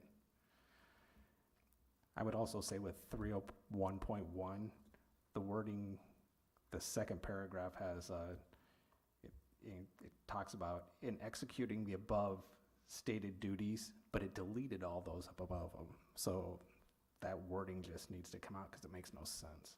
But that's just wordsmithing, so. Okay. So we'll take the task to look at the probationary verbiage and we can get back to Mike on that. Yeah, I'm and saying just- we, but When it states that you can only have a 3-year contract, or when it states that you can only be probationary for 3 years, but then it says, well, if you want, you can go to a 4th, that just doesn't make sense to me, so. which is why we have multiple readings on policy. So that's, Mike, I'm glad you're reading them. That, sometimes that's a daunting task as well. And we do have our policy says we will go through policies 3 times. So when the board approves those in the earlier portion of every meeting, and there's really not any discussion, it's because we've seen them 3 times, and there's been discussion. So you'll see that set 2 more times. The second reading on changes to policy, you'll see there's a couple of new ones, as well as updates, and those are on item B. And unless you really want me to read through those, you all know they're there, so they're on the second reading. The next time you see those will be for approval. And again, if you have any questions or feedback on that, please get that to Lisa. That takes us to our April financials. And Tom, and your crystal ball. Sure. Well, this is not really a crystal ball, it's history. So It's factual. It's factual. So tonight is the April financial presentation. The first page is our April cash balances compared to the prior month. If you look at the bottom part where it compares the different funds, you'll notice that March or April is the month we receive our second half of property tax, so that's why we have a large increase in the general management and physical plant and equipment levy fund. So the next page is a comparison of our revenues and expenditures, so comparing our fund balances as compared to April of 2020 last year. And our fund balance isn't taking a nosedive or anything in the general fund. I think that's a positive, and it's about the same as it was last year. And as all the other funds were, I would point out that PEPL and SAVE, they're increasing because our capital projects have, scaled back significantly since we finished up those high school project and McKinley project. So we're starting to build that cash balance in those 2 funds. The third page comparing our budgeted, our published budget versus our actual through April. It's still comparing that published budget because it was in May that we amended our budget. So next month I'll show the amended budget amount. So we didn't go over any of our amounts through April. And again, no significant red flags there. So the final 2 pages are our general fund revenues and expenditures, kind of broken out by category. And in April, for revenues, we're at 82% of receiving our budgeted revenues. I would point out there that if you look under, the top part is local sources, and then the middle part is all of our state sources, and then there's our federal sources. So this is just when we've received the federal sources are the ones that we have to expend before we get reimbursed. So we're always at least a quarter behind because we only submit quarterly for federal reimbursement. So the CARES Act ESSER, that'd be the ESSER 1 funds at $758,000 that the state of Iowa advanced 100% of those CARES funds last April or March maybe. Well, we hadn't spent it all yet, so we were required to send what we hadn't spent back. So now we're on the reimbursement cycle, which we should be. And so the state, that was a snafu, I guess, at the state level. So that was fun. So again, 82% towards our budgeted revenues and no red flags or anything. So. And then the expenditures, again, we're at 16, almost 70% of our budgeted expenditures. You know, I don't break this report down by any category. This is strictly, you know, salary, benefits, and other non-salary benefit expenditures. So again, no red flags as to how we're completing the final quarter of fiscal year 21. And that's it. What questions do you have for Tom? Thank you. I like no red flags. Thank you. None known, anyway. It's a good thing. All right. That takes us to a section that we've added for board development. The board has a policy that says that we will engage in our own professional learning, and there are a variety of different opportunities to do that. We've talked about a little bit, you've heard us mention through the board meeting about adding some pieces of things that need to get done to our strategic plan, which we're also working to put together. So we're looking to dedicate 15-ish minutes on the lesser side, when I say 15-ish, at the end of meetings to be able to do a little bit of learning together at the board table. It's not a secret that there's an election coming up this fall. So there will be some open board seats here at the board table. And I will say personally, this will be some of the most rewarding work that you will do in your career. That is my personal opinion, and it has been for me. As we get ready, though, for those elections and helping our community also understand what are the things that we need to be able to do as a board and how we function together, it feels fitting that we tie that learning together. And the board did, along with many of the admin team, a strategic session where we're starting to starting to put together some of our strategic work. And one of the conversations that we had at the time was the difference between governance versus management. And that as a board, our key responsibility is governance through the school district versus management.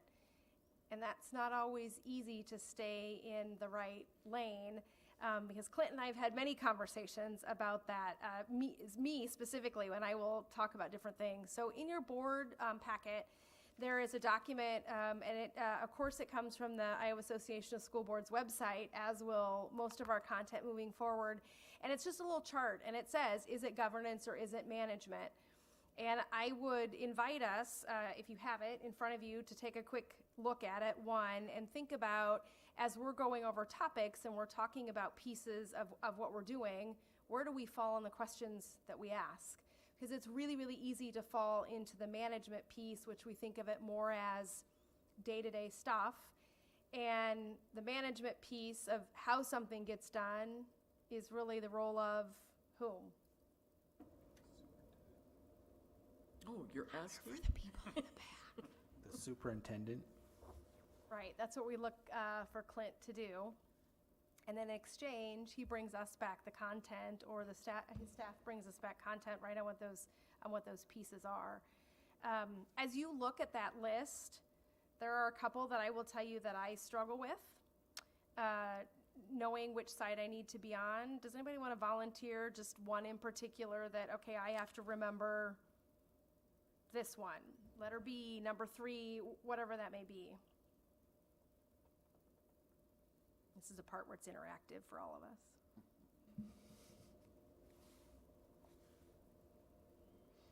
Very interactive. I'm not moving to emotion until y'all. So are you asking for us to give an opinion on some of this? Oh, do you have an example?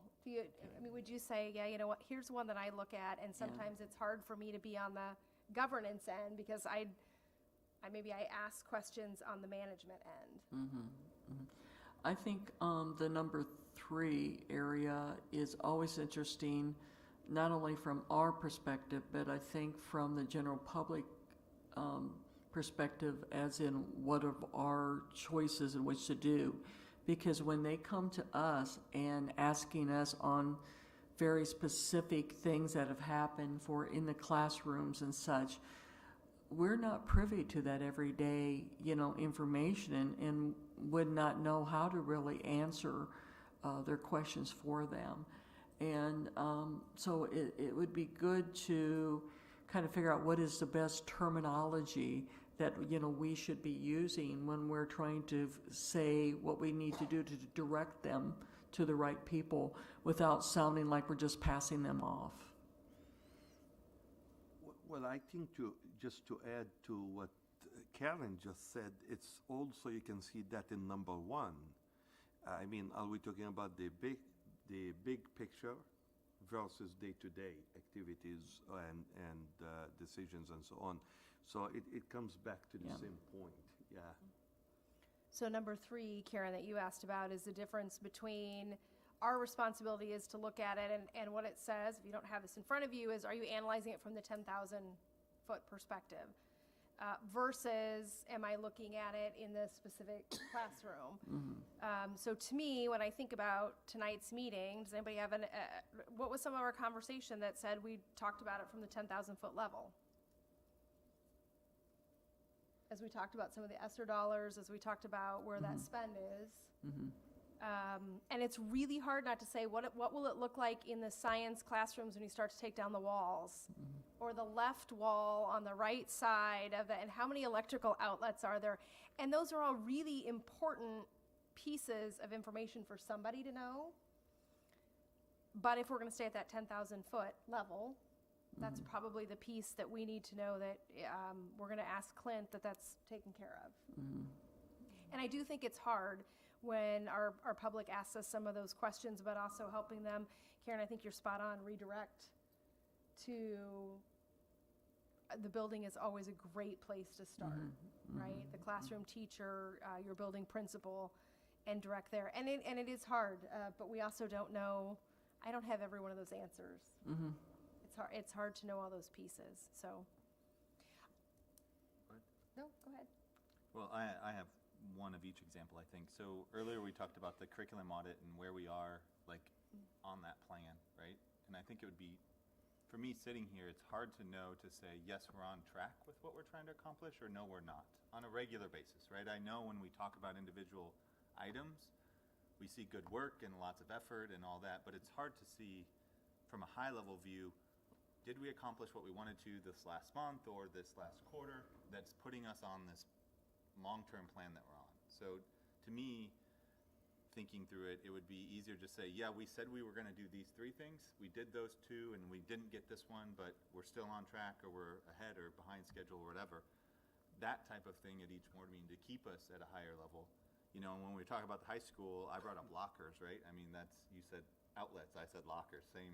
So I got in that issue myself, right? But I think to keep us at the 10-foot level, it'd be, and then we need to do it too as a board, is what are we trying to accomplish each semester, quarter, annually, whatever that is, and check in on those things regularly versus, I know we have our board goals and missions up front, but that doesn't really say what the roadmap is and whether we're accomplishing that roadmap or not. So I don't know, that's the 2 sides of it for me, is how do you make us confident that we're just following the path we set, and how do we not get in the minutia of what that means?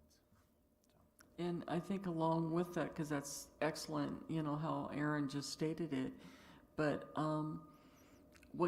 is there then from that, is there anything then we need to do as a board to be able to help you, to be able to stay on track or whatever that it may need, in which to be able to make sure you can accomplish your goals?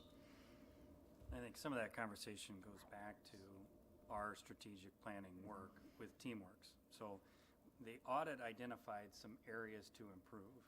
Then as we look at the operational plan, is it addressing some of those areas? Yes, right? And as you look at the board work plan, how do you support that work? And we build in metrics to measure that and report out on.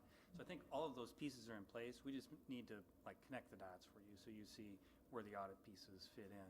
So moving forward, our language is all around the operational plan and the work plan, right? We've kind of transitioned that curriculum audit document and identified the components, and it was more than curriculum. There was a whole lot of stuff in there that wasn't curriculum, right?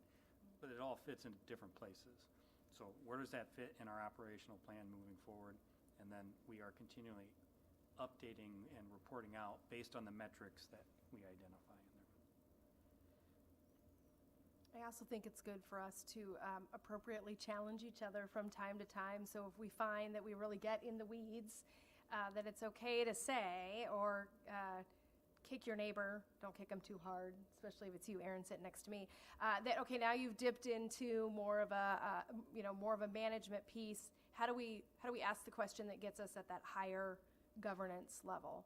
So I hope you will all save this document, because as you onboard new board members in the fall, you'll be able to help them walk through some of those pieces as well, because I find that it is very easy to dip to the side on the right, which is management, and Clint and I have had some great discussions, and I've said a couple of times, he's reminded me that maybe I'm on the wrong side of the chart, which is good. That is a conversation that we need to have, and to think about what it is that we're doing for students. Tom, I think of your work all the time. You give us this great overview of where we are financially. You are not telling us how many milk cartons we're putting in the milk cooler every day.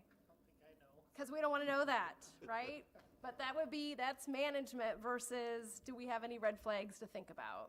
Or if you had a crystal ball, what would that look like? That's a perfect example.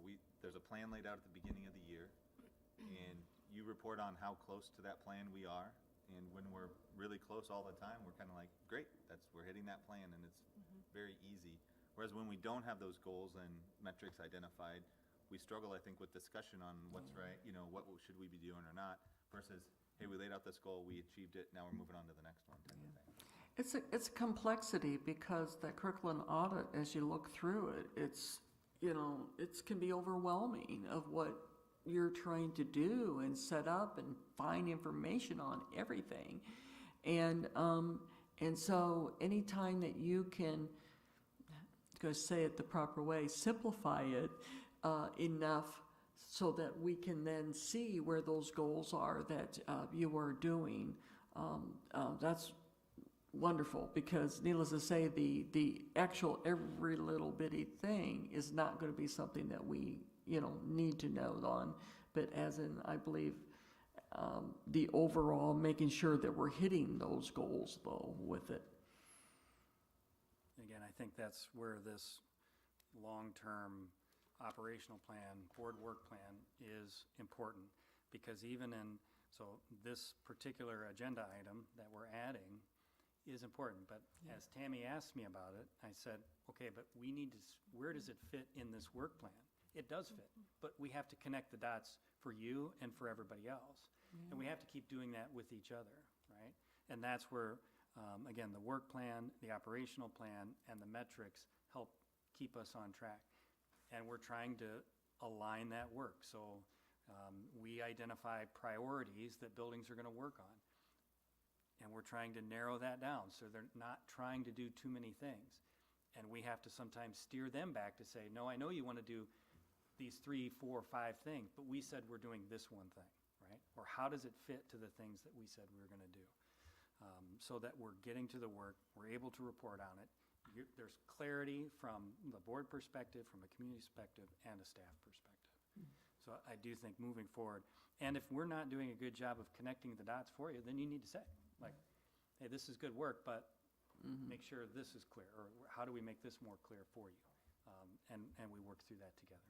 I think if the community can see that we have that good communication, by doing these kind of things, it will help them in their understanding of communication and feel that we're going in the right directions. Took the words right out of my mouth. Good communication, that's so important.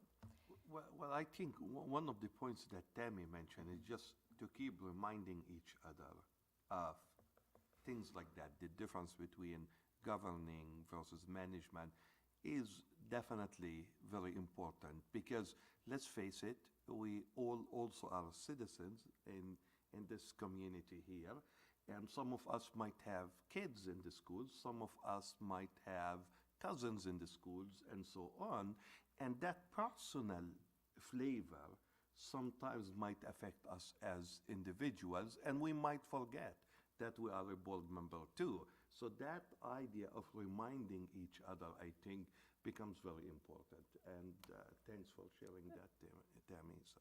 Well, I hope you all will hang on to this document. I promised 15-ish minutes, and I wanted to keep it short. There will be a little bit of something at each meeting coming forward. So Thank you for engaging in that conversation. For announcements, meetings, and events, our next meeting will be July 12th. We'll be back here at City Hall at 7 p.m. Does anybody have anything else for the good of the cause? If not, I would entertain a motion to adjourn. I'll make the motion to adjourn. And is there a second?